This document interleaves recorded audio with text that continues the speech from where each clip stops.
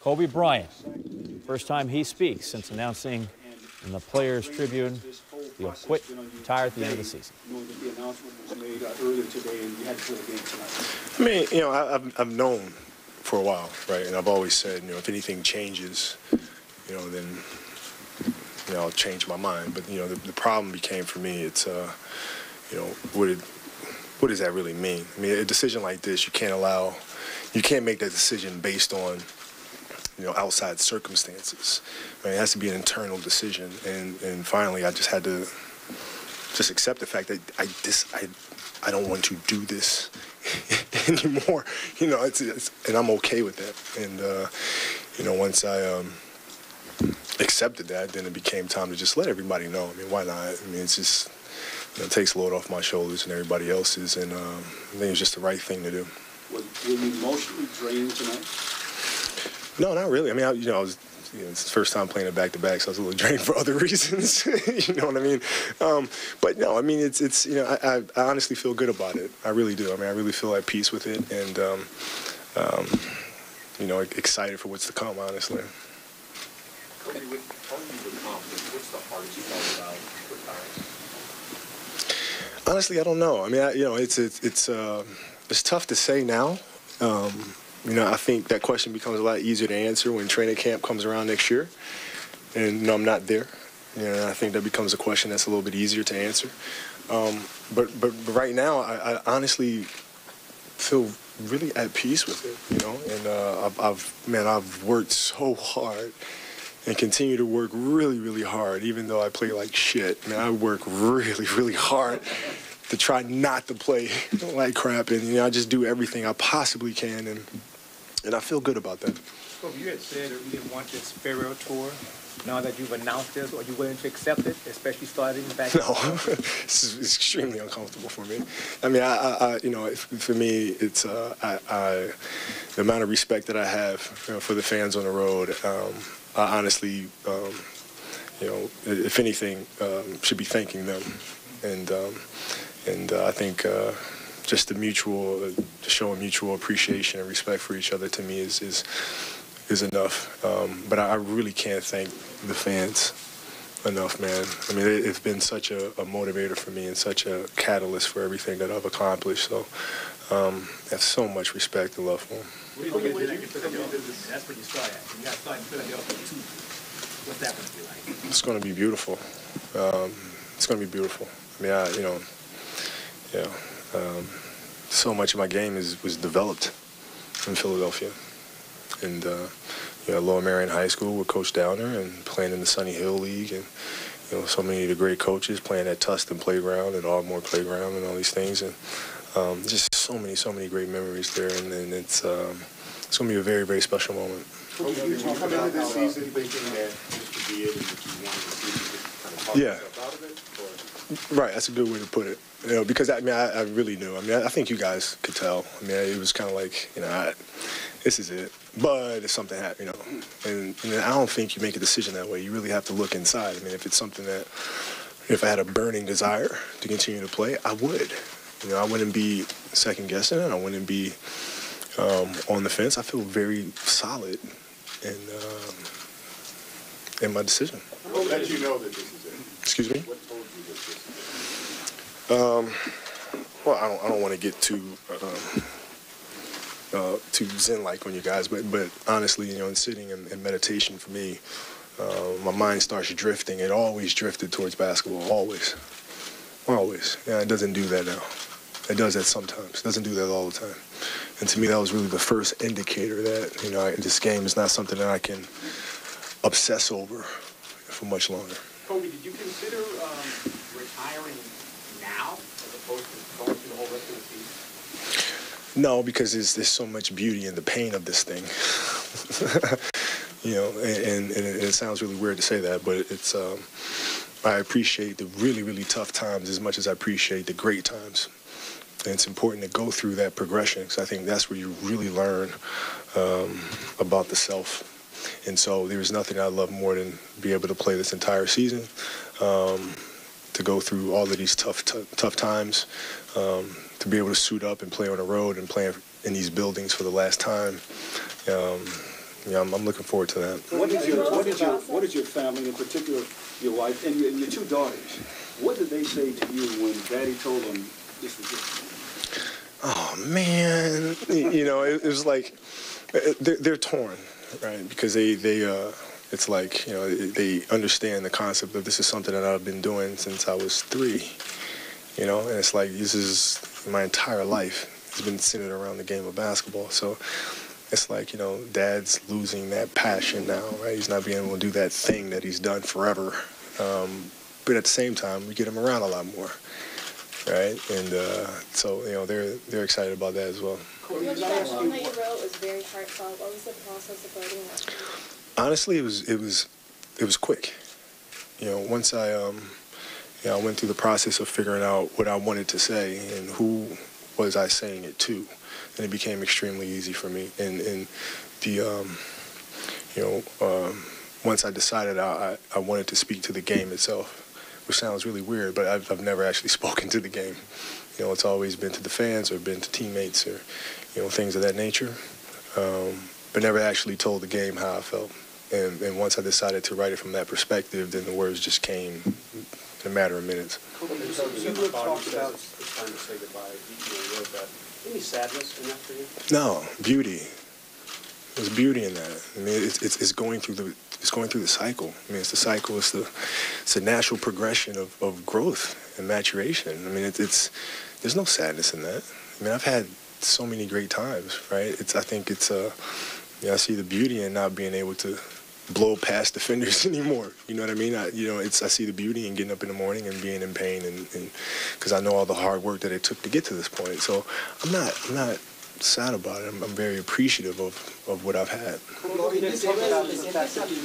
talked about how you wanted to get through this year, and you're trying not to play where you are. You have been someone we have seen, many of us from the beginning, just spit in the face of what you're supposed to do and what you do. You've done more than most people are supposed to do. You were I don't want to say overachieving because that makes it sound like you didn't have the talent, but you did so many things that no one else had done before. When you finally realized, because in your documentary you talked about walking slowly to the bathroom, Yeah. when you realized that you weren't able to control the situation anymore, Yeah. what was that like? Because that's the certain acceptance of the fact that... No, it's great. It's great. You know, because I continue to push.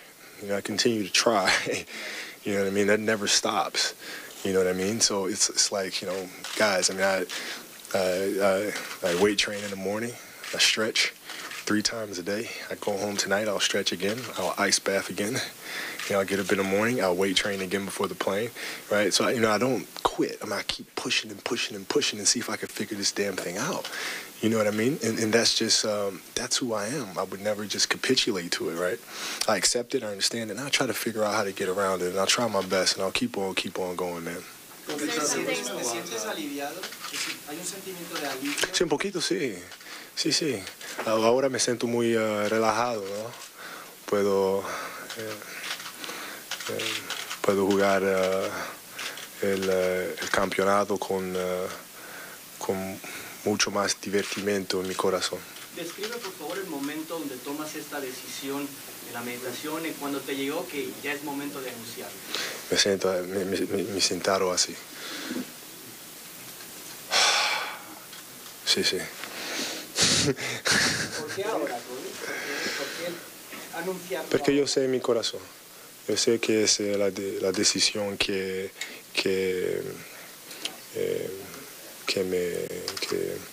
quiero, es la decisión razón.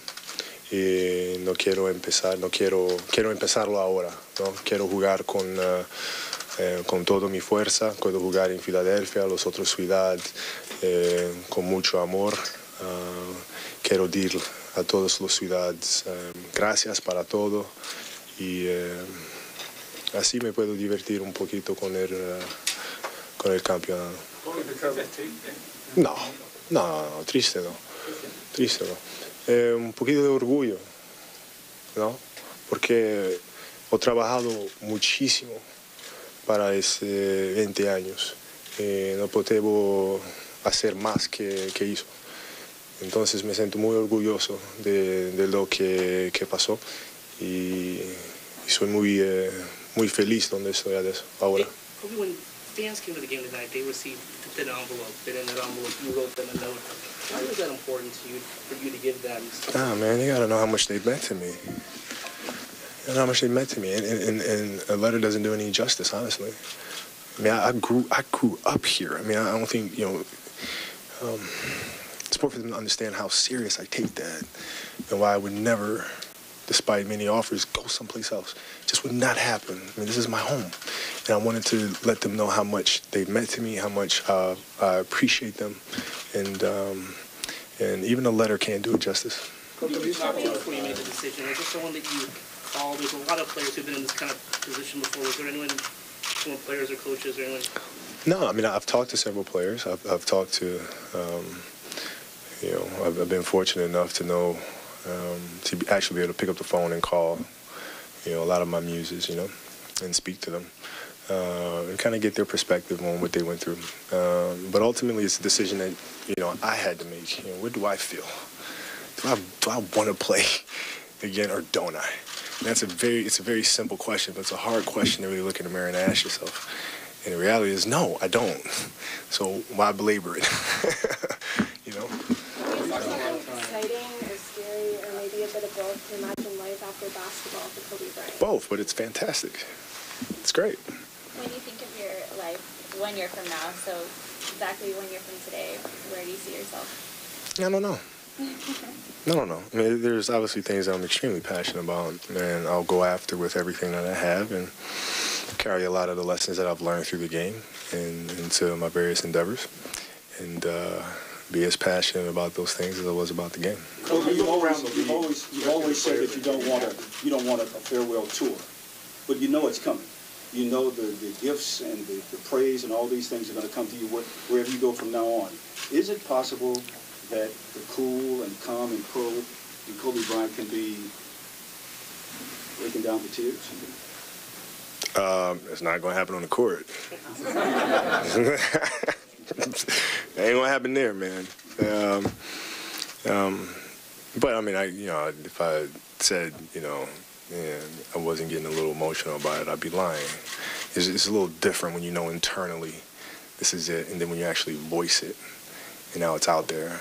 It's a certain level of, finality to it that adds a little more, But the coolest thing is the messages that I receive from other players, right? And they say, thank you for the inspiration, thank you for the lessons, for the mentality. And those things are the things that honestly mean the most to me. And it's that respect from the peers. That you just really, there's nothing in the world that can top that. So when you hear from those players and when you look around the league today, what do you think the impact was on the NBA? There was when we played Detroit, and that was kind of zoned out, but we had you have the captains meeting, and you allowed 2 captains. And so, I go up there, and there's Andre Drummond, and you have the other captain, and there was another player up there, and I couldn't see because he was kind of behind Andre Drummond. And the official goes, you can't have 3, you only allowed to have 2. And you go, oh, no, I just wanted to shake his hand. I couldn't see him. He was behind Andre Drummond. I just saw his hand come from around Andre, and I shook it.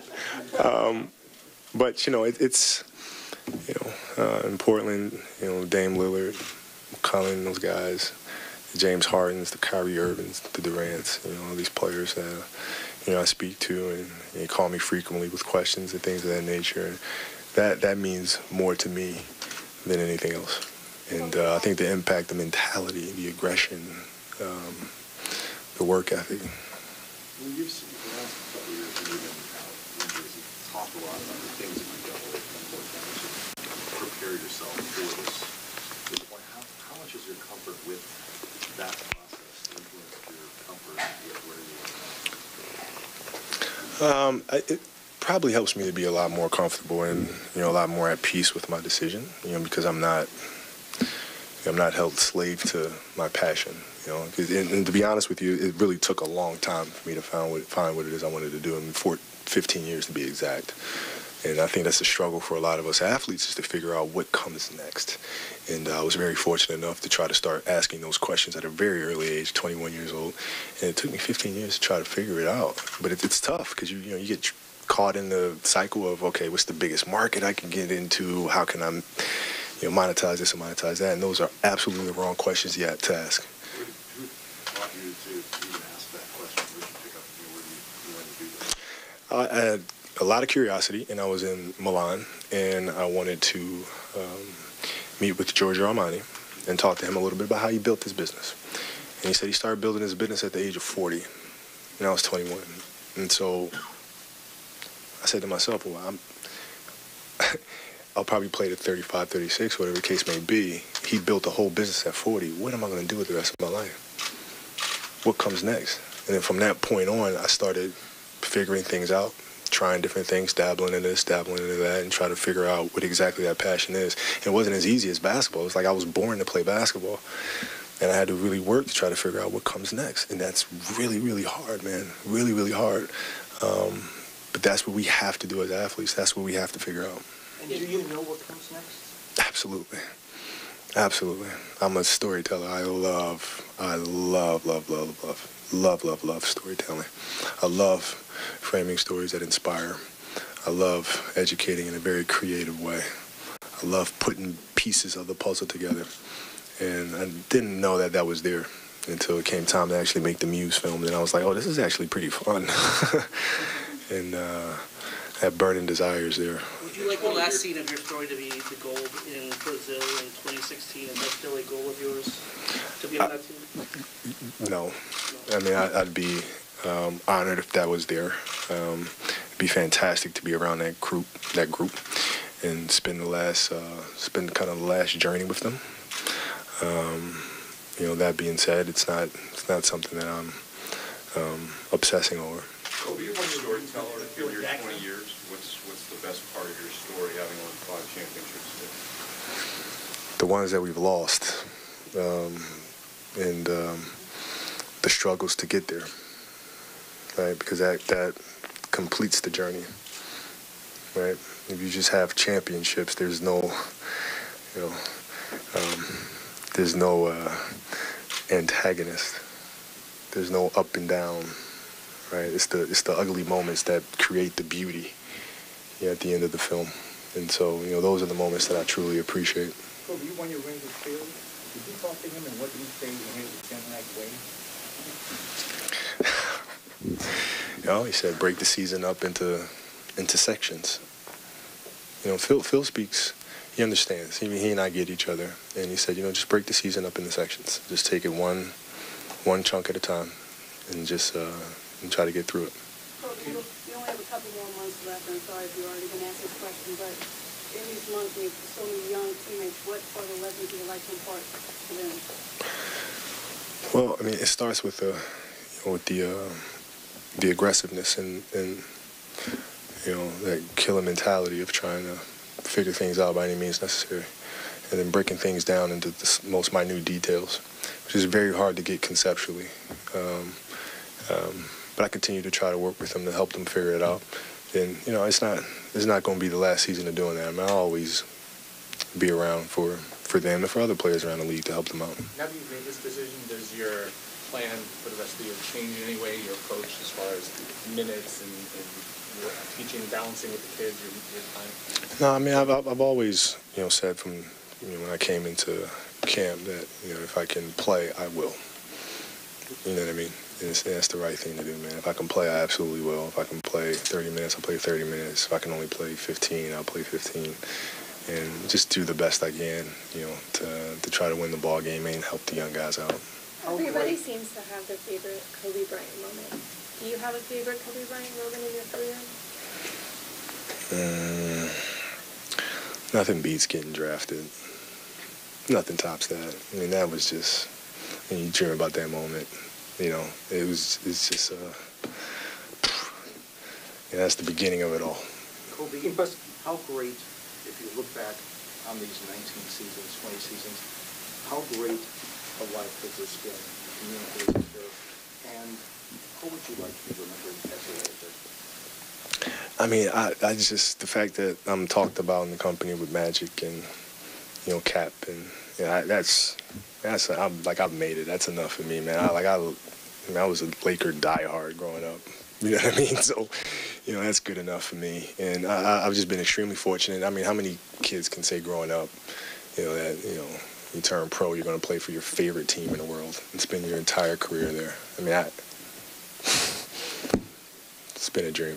What's success for you for the rest of the season? What success? What would? Well, let's start by winning the next game. And it's really taking it game by game, honestly, and really following Phil's advice, which is just breaking the season up into sections and, you know, playing the game that's in front of you, trying to win that, and then move on to the next one and see if we can get better. Is there a mix of that with the young players versus now what your outlook is for yourself and having this announcement? Is part of that switch? No, I mean, it's the same old thing. I mean, you just work extremely hard, you come out and try to play better the next game than we did the game before, you know, and continue to try to teach, continue to try to help, and try to improve my own play, and just, I mean, you know, just trying like crazy to get better. He's actually one of the first people that I told over the summer. And, you know, we've been in frequent contact. So what exactly did you tell him? This is it. And how the hell did you know it was it for you, you know, sort of thing. And, you know, we had some laughs, you know, back and forth about it. But the important thing for him is to just enjoy it, no matter what. Just enjoy it. You don't let anybody take that away from you, no matter what happens, you know, good or bad. And enjoy it, man. When did you make this decision? Obviously, it wasn't today. You had to get those cards printed for the fans. It took a minute. Oh, well, it's pretty quick. It's like, you know, I called the team and I said, this is what I'm doing. Okay, when? I'm like, well, like a couple days. What? You know, and then we put the wheels in motion pretty quickly. Last 48 hours. Pretty much. In passato hai detto che finita con l'NBA ti sarebbe piaciuto giocare in Italia. È una speranza. No, non posso. Cosa ha significato l'Italia? No, mi ha significato tutto per me, però il mio corpo non posso. Mi piacerebbe, però non posso. Are you surprised at all the way you sort of been able to embrace failures in this sort of way, the failure of your body, the failure of your struggles before whatever it is? Yeah, I mean, it's funny. It's, you know, I've learned that you gotta roll with things. You can't resist things. You have to self-assess, and I'm pretty brutal about self-assessment, and then trying to get better and doing all you can to get better. And then you roll with whatever happens, continually pursuing improvement, you know. And I'm fine with that. I mean, look, I can see, I mean, I can look myself in the mirror, man. I've tried and worked extremely hard, you know, since I was a young kid. And so that's why I feel extremely confident. I mean, I left no stone unturned, man. I'm sure you never thought you'd ever turn 30. You know, you got to 30. Yeah. Some of the older guys we thought years away. Right. Now that it's sitting, I mean, what is it like to be the older guy when guys were 17, 19, 20 on this roster? Do you feel out of place in a sense? I feel like their grandfather. I mean, I'm not like the older guy. Like I'm the like triple OG. You know what I'm saying? Like LeBron and them, they're the old guys now, and I'm way older than them, right? So they're vets. I'm like a triple vet, you know. And it's fun, honestly. I remember playing Portland. We were playing Portland here. A kid from the bench said something to me. He said, hey, you know, we're going to beat you guys tonight. And I looked at him. I said, you know, I got one rule. If you weren't born when I started playing, you can't talk trash. It's a simple rule. And he just looked at, yes, sir. Yes, sir. No argument. You got it, man. Appreciate you guys, man. Thank you. Pretty revealing. It was very, and didn't seem totally comfortable with that, didn't he? No, I want to hear someone ask about the emotion. I thought the eyes were getting wet. Yeah. I thought he was sad about it. And again, late night cable, you heard a curse word. It's okay. We're going to leave that out for the re-airs. Say poopy next time. Yeah, we'll be in good shape. We're back with more SportsCenter. Okay. Right after this. You are watching